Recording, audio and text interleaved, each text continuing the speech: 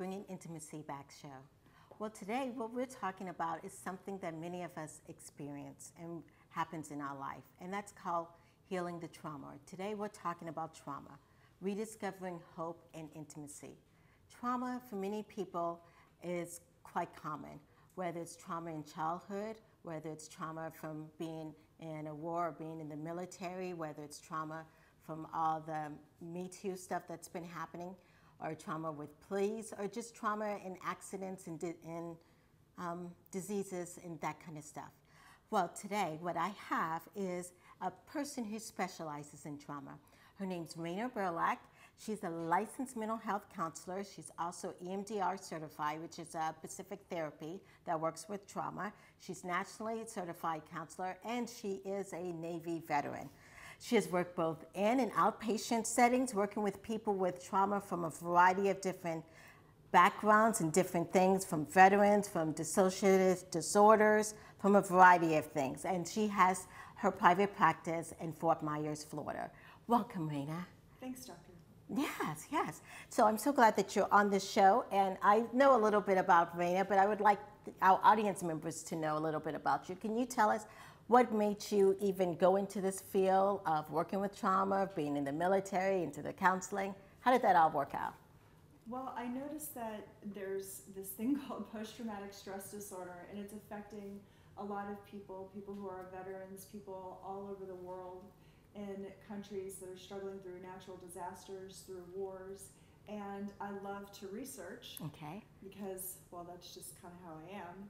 And I noticed that there was one treatment that was really creating some waves in the therapy community and some fantastic outcomes. And that treatment was EMDR. And the way that that treatment looks at trauma is pretty different than standard psychotherapy and standard approaches. Yes, yes. And how is it, since you put it out there, the EMDR, and it's a little different, how is it different than regular talk therapy? Well, a lot of times people who have trauma sort of get a memory stuck in their craw. Okay. Like it'll keep repeating again, or they'll keep... And the craw is up here. Yeah, then their craw, or it'll get stuck in their heart, or okay, get stuck in their body, and they'll sort of have an awareness of this memory all the time. And what this therapy and some other somatic-based therapies do is they try to, well, they don't try to, they help the person move that memory out of the body and into a new sort of awareness. Okay, awesome. Yes, yes. And we're going to talk a little bit more specifically about that. On this show here, we talk a lot about intimacy. How would you define it? Oh, okay. So I think intimacy has a lot to do with how fond you are of others. Okay. And how fond you are of yourself. And bringing parts of yourself to other people. Okay. And when dealing with trauma, that can be pretty challenging, because those parts of self that you need to have intimate connections may be disrupted. And also, intimacy has to do with mystery. Asking a question and taking some time and waiting for the response and waiting for that other person or that other thing you're connecting to show up. Right. So permitting that mystery, permitting that curiosity, and asking those questions. Also, intimacy happens in space and in peace. Well, peace-ish. Yeah, and so when you have a lot of trauma, you have a hard time with that peace. Yes. Yes, yes, and even in the sense of that self-intimacy kind of thing that you've been talking about, yes. Today's topic is healing the trauma, rediscovering hope and intimacy. What does that mean to you? Well, that trauma is healable. It's not something that has to stick with you for your whole life. The fact that something happened, and a lot of times the negative things and the negative beliefs that come after that, the negative self-beliefs that come after that, don't have to be through the end of time. There can be a moment when we can take those negative things that have happened and allow them to motivate us in a positive way and allow us to see ourselves as stronger, hardier, more capable, loving more deeply. Right, and I love how you put it doesn't have to stick with us, because sometimes many of us think things that happen in childhood, or maybe we've had a spouse that, you know, beat us up, or whatever the case may be, some kind of traumatic, and we carry it, and we think that we have to carry it. Our whole bodies carry it. Right. Right, and you're saying that we don't have to, which is a wonderful and a great thing, that we can learn how to, those situations happen, but we don't have to carry that emotional impact with us all the way through. Right. Yes. Well, the body is designed to heal. The body is designed to heal, yes. Well, we definitely want to learn more about that, and we're going to take a short break, and when we come back, we're going to learn more about how the body is designed to heal.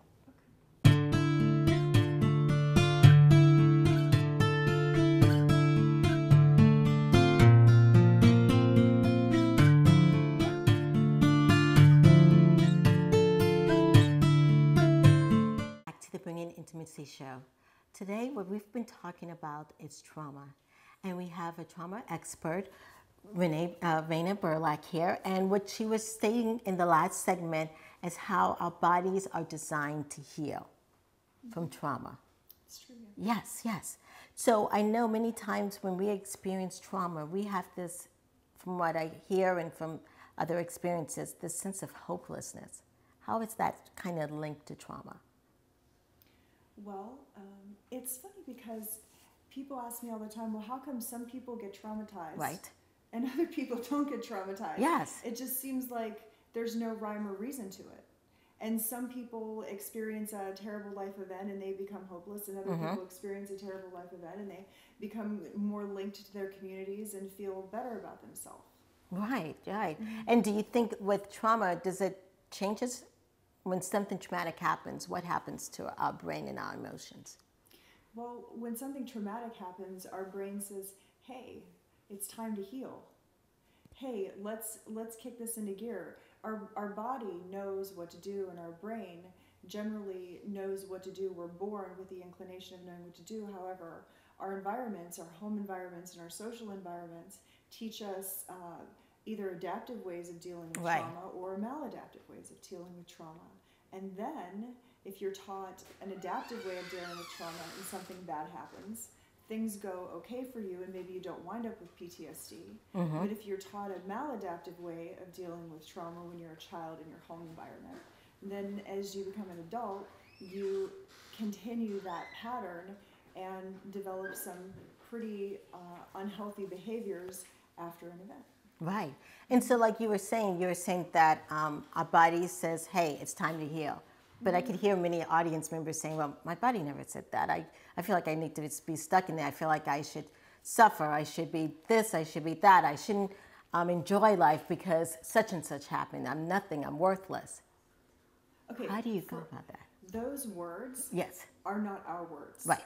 The words I'm nothing, the words I'm worthless, those are not our words. Those are somebody else's words that were said to us that often become or can become stored with these memories. Okay. And anything that triggers these memories, or anything that triggers the memory network in which the specific memory is encoded. Right.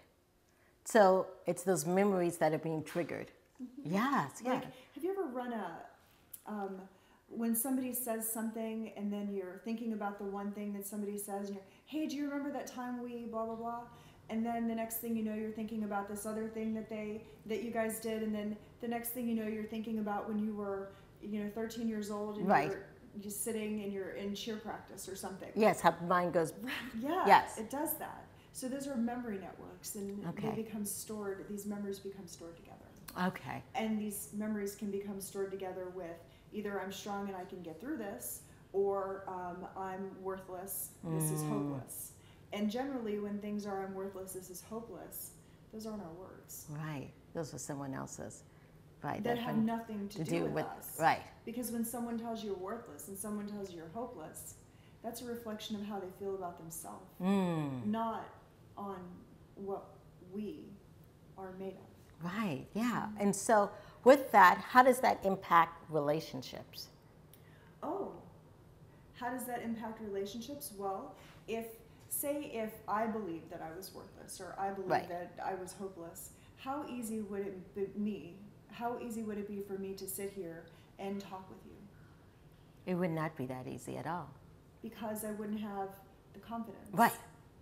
I wouldn't have the confidence to talk to you and then to sit and wait. Right. And hear what you had to say and answer your questions. I would walk in here as if it was time for me to just run the show. Because I would have an agenda. Right. And that's how it affects our relationships. We become so caught up in dealing with these negative beliefs about ourselves and using defenses to cover these negative beliefs about ourselves. We interact in the world in such a way that we don't really see other people. We just do what we need to do to make sure we never see worthless hopelessness. Right. In some ways, I'm thinking we just are trying to survive like animals. Yes. I mean, that's what I was just kind of thinking about. Yes. Yes. Which doesn't make us, be able to connect. And how, I know you're a very spiritual person, and with trauma, how does this also impact because we just talked about the relationship with ourselves and then with others. How does it impact our relationship with God? Or how do we view God? Well, there's a lot of different ways to view God. And there's a lot of different gods to view. Yes. So if I think that God will only love me if I perform, God will only love me if I do communion and if I tithe or if I perform acts of service or if I behave, then when I am imperfect or I am human, I believe that God doesn't love me or that I'm not worthy of God. So when I need to talk to God, whomever that is, when I need to talk to God, I'll go before God and feel shame rather than understanding grace. And if I'm before God and I'm feeling shame, then how easy is it for me to know who I am in the eyes of God, know who I am, what my mission in this world is, through shame. Right, all that just because of the whole trauma. So my question, and some people are out there listening and they're thinking, how do I really know if I've been traumatized? How do you know? Wow, that's a great question. Yes, yeah. Well, if you find yourself doing things and you don't know why you're doing them, you find yourself in the same patterns in a relationship, or if you feel like maybe you meet the criteria for depression, or if you catch yourself doing something that's a little bit irrational, and you know that you're safe and you know that you're okay and you know that this person loves and cares for you, but what you feel is very different from what you know, and you find that you're reacting to these feelings. Your behavior is reacting to the feelings rather than reacting to the logical knowledge that's in your head.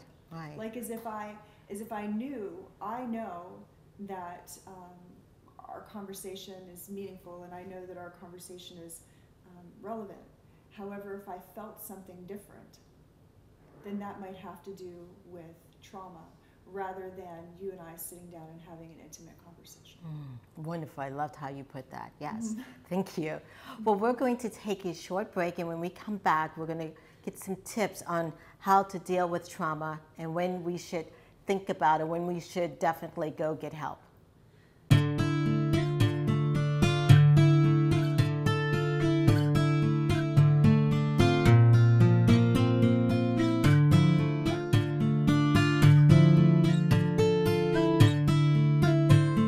Back to the Bringing Intimacy show, where intimacy is real. And today we've been learning a lot about trauma from Raina Burlak, who is a licensed mental health counselor who specializes in trauma. And one of the things that I want to ask you is that we just talked about when a person recognizes that they're traumatized. When exactly should you get help for trauma? Well, I said earlier that the body is designed to heal. Yes. Well, there's also something called a life instinct. A life instinct. What is that? The life instinct is the will for any organism to stay alive in spite of whatever circumstances they're surviving in. Okay. We don't need to be happy. We don't need to be well adjusted. We don't need to be friendly, but we need to survive and we need to live. Right. So you should definitely seek help if you're thinking about something that is contrary to the life instinct. So if you're thinking about harming yourself, yes, you're thinking that you want to die, if you're thinking that you want to kill somebody else, right, it's time to get help. Right. If you feel like the only way that you can get through your day or handle life is by abusing or using substances, if you find that someone else in your life who really genuinely cares for you tells you should get help. Definitely you should get help, yes. If someone says that and really cares for you. Yeah, and I'm also thinking sometimes people don't realize, I'm a big proponent for children, that when you see your life really impacting your children. Oh, yeah.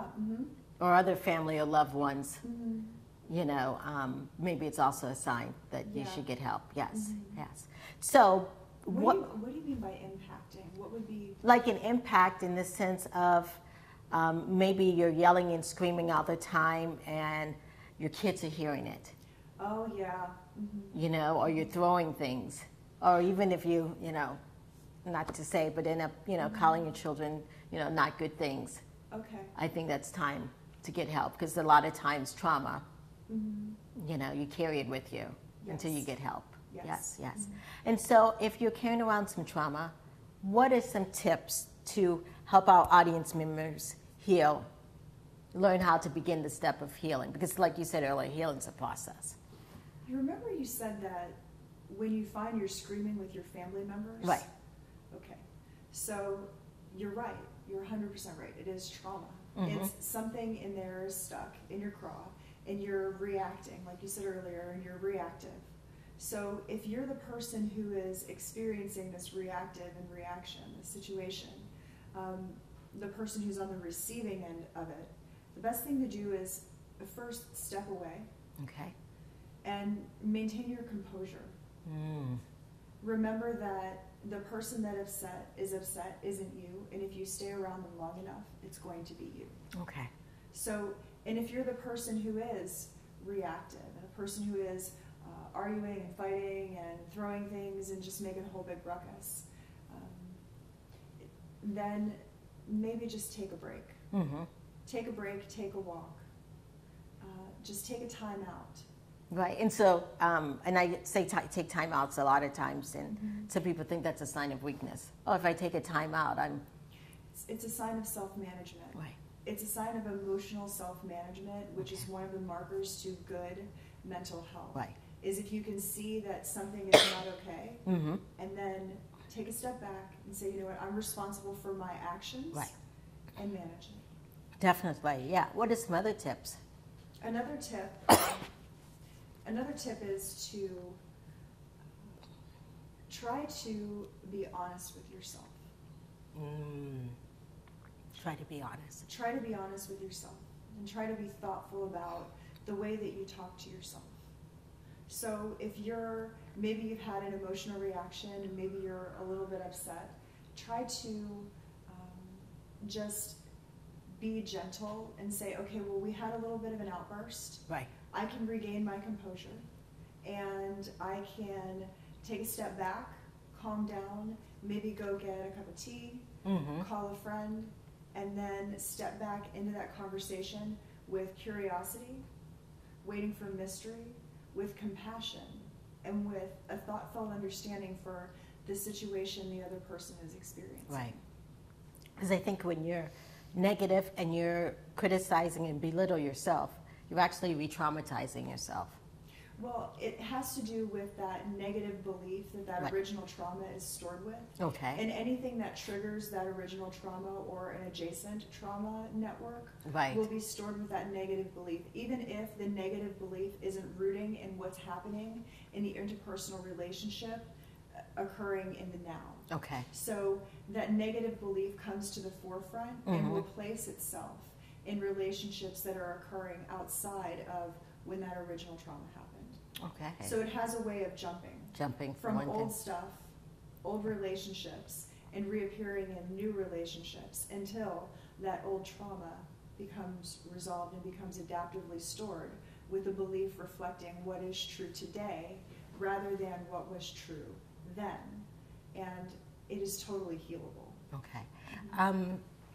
So people think you shouldn't speak out about your trauma, you shouldn't talk about it or write it out. What are your thoughts about that?